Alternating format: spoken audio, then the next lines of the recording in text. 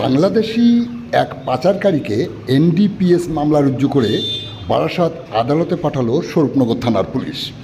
আপনারা দেখছেন সেই বিশেষ মুহূর্তে ধারণকৃত ভিডিও চিত্র আজকের স্বরূপনগরের ক্যামেরায়। গতকাল বিকালে স্বরূপনগরের গাবর্ডা সীমান্ত দিয়ে অবৈধভাবে ফেন্সিডিল পাচার করার আগেই সীমান্তের বিএসএফের জওয়ানরা ওই পাচারকারীকে আটক করে উদ্ধার করে 150 বোতল ফেন্সিডিল তুলে দেয়। পরবর্তী আইনি পদক্ষেপ গ্রহণ করার জন্য উদ্ধারকৃত ফেন্সিডিল সহ ওই পাচারকারীকে স্বরূপনগর থানার পুলিশের হাতে। পুলিশ ওই পাচারকারীকে গ্রেপ্তার করে। গ্রেপ্তারকৃত ফেন্সিডিল সহ ওই পাচারকারীকে বারাসাত আদালতে পাঠায় এনডিপিএস মামলা রুজু করে।